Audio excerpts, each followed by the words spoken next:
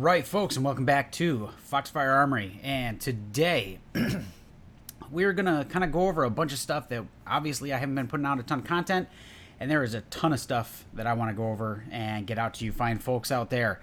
So, without further ado, we're just going to get into it today, and that is going to kick things off here with something that probably many of you have already seen, but hey, we're going to talk about it anyway. So, first quarter of this year, we've already seen a negative 1.6% GDP, and Q2, we've seen another negative GDP. Now, I believe this has actually been revised to negative 0.9%, so closer to that 1% mark for the second quarter. Now, going into Q3, we are probably looking at another quarter of negative growth. Now, for those of you who go by the true definition of a recession, we're already there. 1-2 quarters of negative GDP, we are officially in a recession. So basically, what this means going into Q3 is that if we continue to see a decline negative GDP, things are going to get really, really tough here in the United States. Now, this is going to lead to some other stories that I have pulled up for you, but things we're seeing all over Europe, Germany, things with Russia, China, the UK, who else was coming into play there? France, I think Spain was part of that. We'll get into those stories a little bit later, but essentially what they're seeing over there is massive, massive, massive increases in energy costs. They are seeing stagflation, shrinkflation. So they're seeing a lot of the stuff that we will be seeing here. It just hasn't really hit us as hard as it has hit Europe already. So as we move into Q3, my thoughts are we probably won't see as high as, say, 1%. I could be very wrong on that. But based on what I've been seeing, I'm kind of predicting somewhere in that 0.3 to 0.5 range as far as what to be on the lookout for the negative GDP numbers. Now, the big issue with the GDP, as far as it relates to kind of what we talk about here on this channel with prepping and self-reliance and that kind of stuff, is as it's going to make prepping much harder for those of you who haven't really been prepping for a while, right? And I put myself in that category. I haven't really been truly prepping for a very long time. I've always had that mindset. I just haven't really, put it into practice until recent years. So I definitely wish I was stockpiled a little bit more than I am, and I wish I had different things that I don't have today. And I'm still trying to, build up a reserve of those things. So this, first and foremost, is just something that we're going to have to be aware of, and we're going to have to keep our eye on this, because as things continue to get worse in the economy globally, the global recession could turn into a worldwide depression, and that is just a scary, scary thought. So let's jump right over here to this story, and this is an interesting one, and it's something we've talked about here on the channel. I've seen other channels talk about it a little bit. I've seen a lot of talks about this over on Twitter. And when you have someone like the UN talking about how the global economy, the outlook getting worse and worse, and they're talking about a global recession. They're saying it looms. I think we're there. There's a lot of people who believe, like I do, that we're already in the global recession. But this is super interesting to see an actual story from the UN come out, talking about how the economies around the world are really hurting and creating a worse recession situation globally than we've probably ever seen. So, this kind of thing should be worrying, right? This is obviously an older story. This is back from July. But it kind of goes into everything that we're going to be talking about here. And the U.S. households, purchasing powers lower. The households are basically not spending as much as they were. And if they are, they're looking for deals. And there's tons and tons of stories about that out there. And then obviously they're talking about inflation and continued risks, inflation causing destabilization, all that kind of stuff in here. And I'll make sure to leave all these in the description below if you guys want to actually read through all this. But this was an interesting subheading to this story, and that was teetering on the edge, right? Now they're talking about climate and all this other stuff, but the reality here with this, I think, is a little more subtle and hidden to most people who would be reading this. The fact that the UN is telling you that the global economy and the world stage is teetering on the edge should be an indication that things are much, much worse than they seem, right? And that's what we've been talking about on the channel for a while now. And that's just things that, those of us who continue to be in the preparedness and prepping space continue to see, right? We have been saying this for a while, that things look worse than they probably are, or things are probably worse than they look, or that they appear, and that things are, being hidden from us because, the powers that be don't want to, start sparking fear in the world.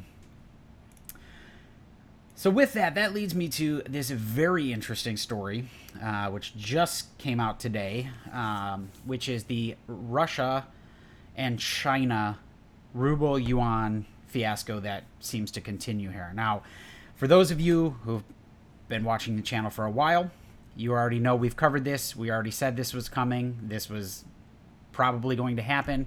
I got a lot of flack for this from people saying, oh, you're crazy, you don't know what you're talking about, this is fear-mongering, blah, blah, blah, whatever, in reference to saying how the U.S. dollar is slowly becoming not the reserve world currency. And this is just, proof positive that that is slowly becoming the reality. So Russia saying that China is going to start paying for their fuel in rubles and yuan. Considering everything that's happening in China and what has happened in Russia, the Russian ruble is doing better than it's basically ever done since they went back to the gold standard. And the Chinese yuan now is actually driving a lot of the Middle East and Eastern Europe currencies, specifically for the fact of China and Russia are basically cohorts and everything. And the fact that the Chinese yuan has become very on par with the US dollar, right? So we're going to continue to see these kind of transitions to things like, Germany very well soon here could be paying for their natural gas flows, which continue to be shut off, which we'll get into here in the next story. In rubles or Chinese yuan. We've seen a shift in a lot of the hedge funds and national treasuries buying up rubles and yuan to have basically as part of their kind of stockpiles and their portfolios. So again, this is just, it's one of those things that as these continue and as shifts continue away from the US dollar, that's going to put a lot of pressure on the U.S. Economy as far as the dollar is concerned, which means that as we go to purchase, our purchasing power is going to be reduced because it may, our dollar may be worth less than a ruble or a Chinese yuan. So just another thing to kind of keep an eye on, right? They signed the landmark deal, right, to allow China basically to keep doing that. And yeah, this is just something we're going to have to keep our eye on, because the Chinese yuan very well could become the global reserve currency in the near future if things don't change, and change pretty quickly. Which leads me into the German energy crisis. And for those of you who don't know what's going on in Germany right now, it is, for lack of a better term, it's kind of insane. They are shuttering pretty much all of their nuclear plants, which is just mind-boggling to me. Nuclear is actually probably one of the greenest energy sources there is to date, despite all the rumors from the technically it was the Democrats starting in the 80s and basically trashing nuclear and putting out a lot of propaganda as basically to kill nuclear and to push solar and wind and that kind of stuff, because that's where the money was for them. They were invested in a lot of these startups. But Germany is seeing firsthand what happens when you tie all of your resources to another country, which for Germany is Russia, and you're no longer producing in country. And that's what they're seeing, right? So they don't have the natural gas supplies, which is what they use for most of their power in Germany. And the gas is being shut off from Russia. Russia is wanting them to pay in rubles or Chinese yuan. And then on top of that, they're shutting down the last remaining nuclear power plants that they have operating here. I believe they said April 2023. It may say here in this article. I don't remember when I read through this earlier. But yeah, I mean, it's just, so again, right? So Russia's Gazprom, right, which they want the ruble and the yuan. They're the ones who are basically halting the pipeline indefinitely to a lot of these European countries. And it's going to be very interesting to see what Germany does with this. And it'll be very telling to see how things move forward with how they decide to actually handle that. So we'll be keeping an eye on this development. And yeah, it's just, these are things that we have to be keeping an eye on because they do affect us here in the United States. Even though it may not seem like it, they definitely indirectly do. And, this was probably one of the biggest quotes here that I found kind of interesting is what is critical is that the solution comes fast, right? This is very telling because Germany has no solution to this issue right now.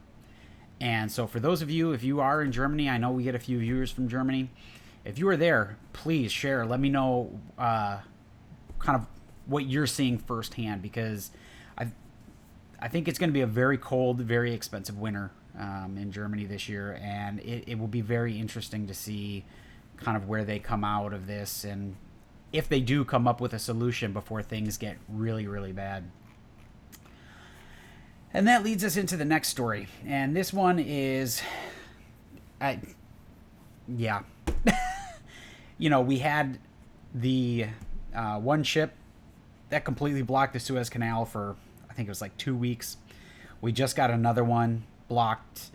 I'm not going to say this stuff is intentional, but it really... And we'll see in the next two stories, it's really getting suspicious and suspect, right? So this time, at least, it wasn't blocked as long as it was, but the ship basically ran aground and blocked traffic in and out of the Suez Canal for some time. Now, for those of you who understand what the Suez Canal is, it's basically a major thoroughfare for most of the shipping industry. Specifically cargo freightliners here, and a lot of the freighters that transport petroleum end up going through here. And so any sort of disruption to this is multi-million dollars a day in disruptions when that happens. So yeah, I don't really understand how this continues to happen, or why it's happening. Like I said, I'm not going to jump to conclusions and claim that this is intentional, but it definitely is getting it's getting interesting. So we'll keep an eye on these kind of stories, and I'll bring them to you. But really, that's about all we got for this one. But expect things, costs, prices, that kind of things to go up the more this kind of thing continues to happen here. And so the last thing we're going to get into, and this, it's just something that is directly related to everyone out there, regardless of prepper, regardless of what you are or what you claim you are or what you believe.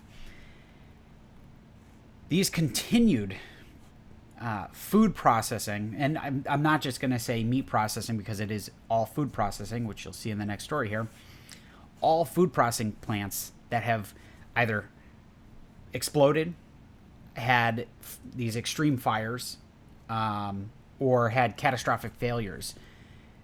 I think we're getting close to like the hundreds just in the last 2 years, which is insane.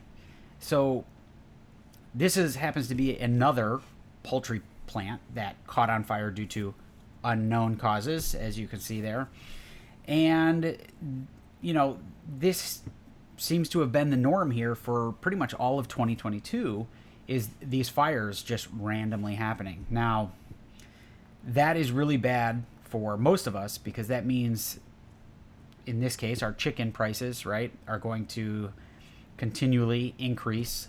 For those of us who are preppers, things like canned chicken, which we talked about before that price increase happened, those prices are just going to keep going up, and they're not going to come down. We're going to get that combination of price increases plus the shrinkflation. So we're getting, double-edged sword here. Not only are we getting the shrinkflation, right? So the goods that do stay the same price, we're just getting less of them for that same price. But with things like this, we're going to continue to see the prices increase on those reduced sizes of things. So that it hurts us as people who want to be prepared for emergencies, because now we're getting less product for more money, right? And that just makes it harder and harder to prep. And to me, that seems like an intentional thing, because they don't want you to be prepared. They don't want you to be self-sufficient. They want you to be reliant on the government, and they want you basically to be beholden to whatever they demand, whatever they want. So I'll let you read through it. There's really not much to it. It's just a quick thing. Basically, it burned down. It was pretty much a catastrophic fire. They were able to put it out, but it basically destroyed most of the building. And then, so there's this story. And this is an interesting one because it's a peanut butter plant, right? So they make peanut butter spreads, chunky, creamy. Probably some other ones. I know they make the goobers or whatever it's called with the mixture, if you're into that stuff. But again, firefighters had to be called out to a massive fire. And yeah, I mean, that's just something as simple as a staple as peanut butter and jelly. We're seeing that now these plants are going up in flames and they're losing product, right? And PB&Js were a staple for me, and they're cheap, right? Peanut butter's cheap, and it's a dense nutrient for you. Yeah, I don't know what else to say about it. It's just, yeah, very worrisome. The more I continue to see stories like these, and that's why I want to bring the information to you guys, because the pricing right now may not be affected by something like these, but in the future, once things kind of get caught up, you are going to see those increases or those reduced sizes, all that kind of stuff. So this is more to help you guys stay prepared, stay up to date with what's happening, in the country and around the world, and just to do your best and be informed to be able to do what you guys need to do. So that's really all I got for you guys today. And again, like always, if you guys enjoyed the content, please like, subscribe, do all that fun stuff. I'm going to try to do more shorts. That's what YouTube is trying to push, but I'm going to definitely, continue the long form content, because obviously that's what we're here for, is to keep you guys informed and keep that information flowing. And as always, it's Brian with Foxfire Armory.